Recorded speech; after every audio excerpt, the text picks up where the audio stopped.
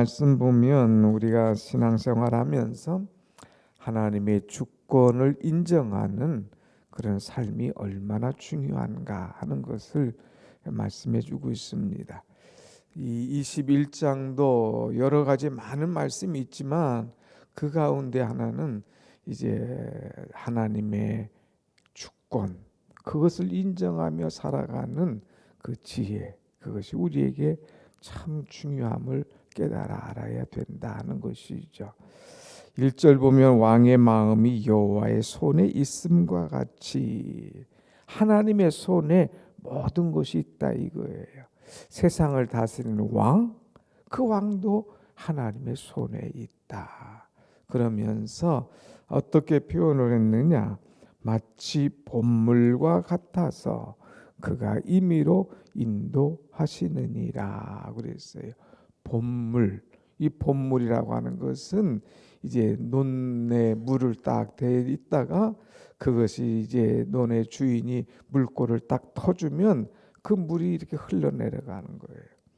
이쪽에는 물이 넘쳐서 풍성한데 그 봇물을 터주지 않으면 아래 논은 아무 이제 뭐 이 물을 받을 수가 없는 그런 어려운 그런 현상에 처하는 것이죠. 이 하나님께서 우리 인생을 향하여 열어주셔야 된다는 거예요. 마치 봇물을 터준과 같이 하나님께서 문을 열어주시고 길을 열어주시고 산업의 문을 열어주시고 태문을 열어주시고 축복하셔야지 하나님 축복하지 아니하면 아무것도 아니다고 하는 거예요. 그렇기 때문에 여러분 우리 인생의 모든 주권자는 하나님이심을 분명히 믿고 하나님을 전적으로 의지하며 하나님께 맡기며 하나님만을 의지하며 살아가는 그런 믿음의 자세, 이것이 우리에게 가장 중요한 것임을 알려주는 말씀이에요. 우리 인생의 주권자는 하나님이시다 하는 걸 알고 하나님께 온전히 맡기고 하나님께서 열어주시는 은혜의 문, 축복의 문을 마음껏 만끽할 수 있는 그런 여러분과 제가 되기를 간절히 원합니다. 아멘. 두 번째는 이제 하나님은 우리의 마음을 감찰하시는 하나님이시다 하는 것을 깨달아야 돼요. 그래서 2절 말씀 봅니다. 2절 사람의 행위가 자기 보기에는 모두 정직하여도 여호와는 마음을 감찰하시느니라. 우리의 마음을 감찰하시는 분이 바로 누구냐? 하나님. 사람의 눈은 속일 수가 있어요. 사람의 눈은 피할 수가 있습니다. 사람 앞에서는 그럴듯하게 할 수가 있어요.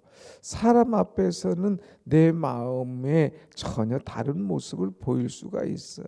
그러나 하나님의 눈은 속일 수가 없습니다. 하나님은 감찰하시는 하나님. 그래서 정확하게 그것을 분석하고 또 파헤쳐내고 정확하게 판단하시는 하나님이시다는 거예요. 여러분 이제 나라에도 감찰하는 그런 파트가 있고 또 군에도 감찰하는 파트가 있어요. 그래서 이렇게 보면 감찰을 한번 내려보내면 막 완전히 그 모든 걸 뒤집어놔요. 샅샅하게 조사하고 검사하고 검증하고 대질신문하고 하면서 완전히 파헤쳐내고 거짓된 것을 다 드러내게 하는 그 감찰. 그래서 이것이 참 무서운 것이죠. 근데 하나님은 사람의 그 속 깊은 것까지도 감찰하신다. 자기는 정직하다 할지라도 하나님의 눈을 속일 수가 없어요. 하나님께서 정확하게 그것을 파가지고 끄집어내시거든요. 그러니까 우리는 나를 감찰하시는 하나님 앞에 항상 정직하게 살아가는 것, 이것이 중요합니다. 그래서 하나님은 주권자로서 본물을 턴같이 우리를 털게 하시고 인도하여 주시고 또 하나님 우리의 마음을 항상 감찰하시는 하나님. 그 하나님 앞에 우리는 항상 정의와 공의를 행하여서 하나님을 기쁘시게 하는 그런 자가 되어야 됩니다. 한번 말씀 3절 말씀 봅니다. 3절 시작. 공의와 정의를 행하는 것은 제사 드리는 것보다 여호와께서 기쁘게 여기시느니라. 어떻게 보면 제사 드리는 것, 예배 드리는 것, 이거 하나님께서 가장 기뻐하지 않을까 이렇게 생각하죠.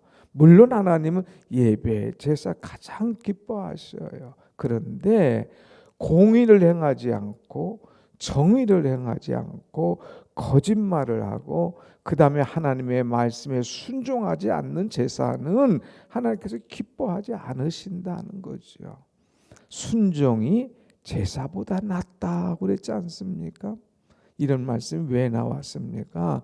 하나님께서 아말렉 족속을 다 칠하시고 그것을 다 이제 완전히 참 완전히 이 재물과 이 아이들과 욕심내지 말고 완전하게 치라고 명령하셨어요. 그런데도 사울은 그렇게 하지 않고 좋은 것, 기름진 것 남겨놨어요. 이것은 하나님께 예배드리기 위해서, 제사하기 위해서 남겨놓지 않고 자기를 위해서 준비해 놓은 거예요. 그래, 너 다 치웠느냐? 그러니까 얘 다 완전히 이제 정리했습니다. 천만에 이제 사무엘이 가서 보니까 이쪽에서 뭐 예배드리는 것 같은데 또 이쪽에서는 짐승 소리가 나는 거예요. 아, 이거 무슨 소리냐? 하나님께서 다 치라고 말씀하셨지 않았느냐? 아, 그거요. 그건 하나님께 제사 드리려고 좋은 것 남겨놨습니다. 거짓말하는 거죠. 그때 주는 메시지가 뭐였어요? 순종하는 것이 제사 드리는 것보다 나아.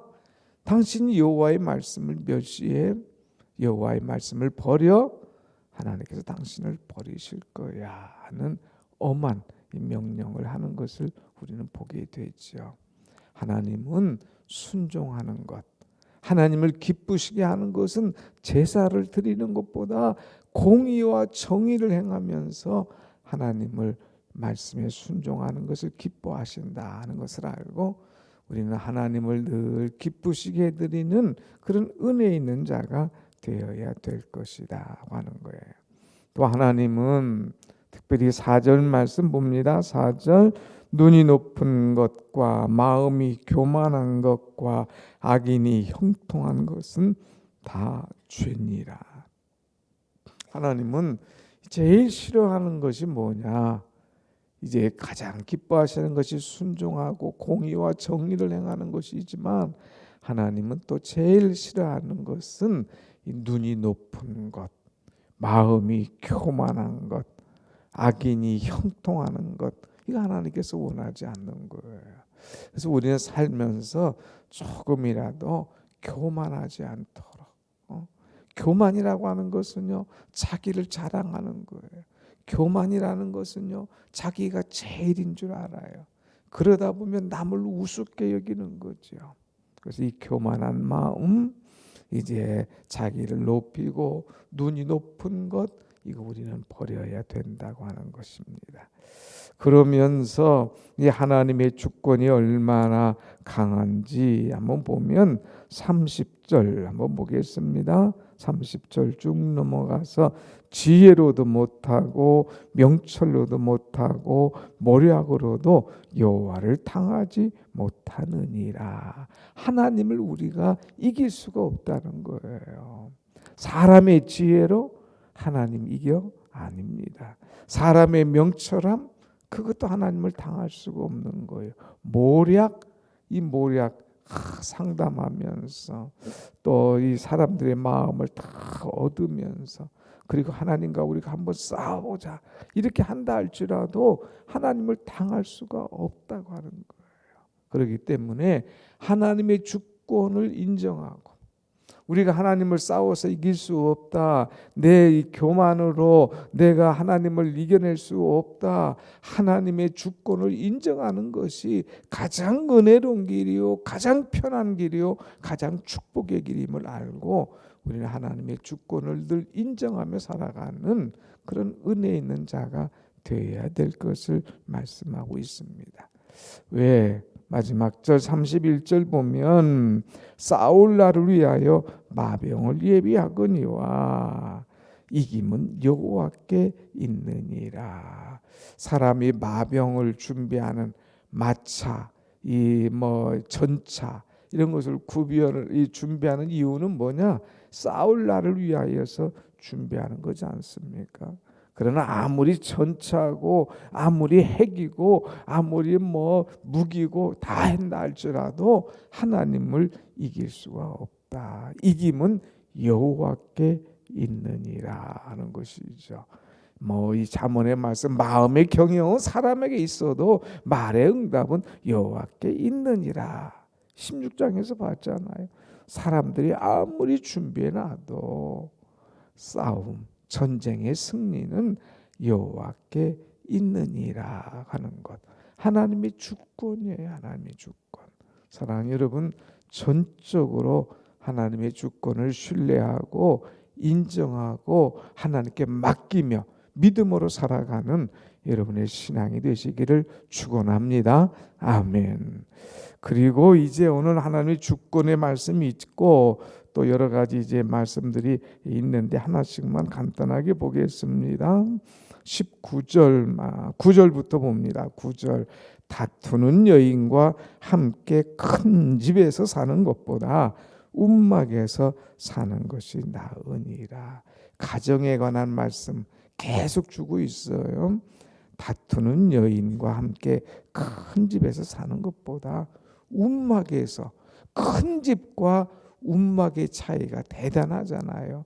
그래도 움막에서 차라리 아무 소리 안 듣고 조용하게 사는 것이 싸우는 것보다 낫다는 것이죠.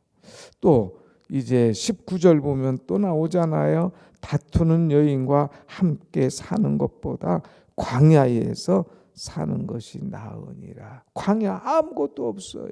혼자예요. 그래도 이렇게 싸우는 여인과 큰 집에서 그냥 이렇게 사는 것보다 차라리 혼자 조용하게 사는 것보다 나으니라는 것. 그만큼 평화를 원하는 거죠.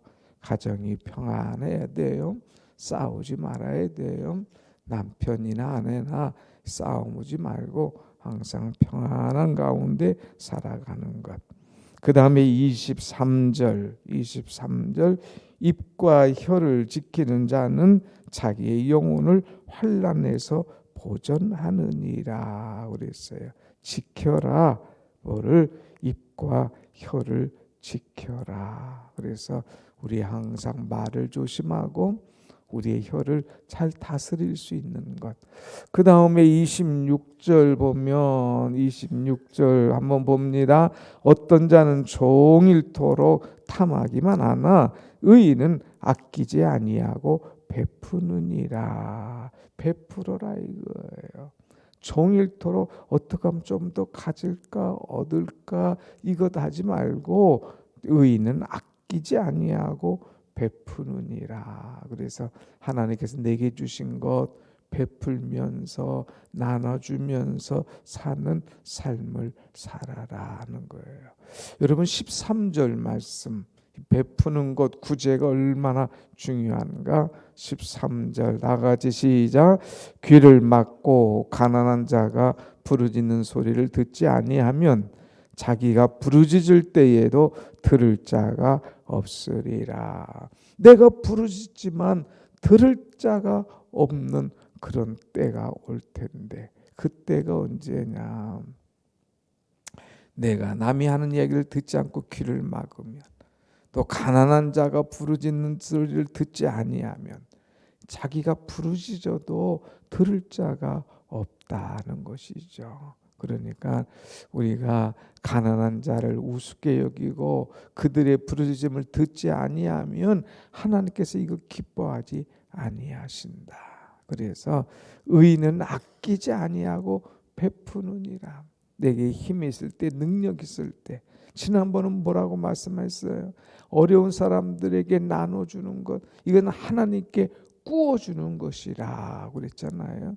그래서 하나님께 구워드릴 수 있도록 어려운 사람들을 도와주고 의인에게 베푸는 그런 삶, 이것이 정말 귀하고 아름다운 것임을 우리에게 보여주고 있습니다. 아무튼 사랑은 여러분 정말 중요한 것이, 우리는 살아가면서 하나님의 주권을 인정하고 내가 해보려고 아무리 써도 이거 지혜와 명철, 모략 하나님을 이길 수가 없어요.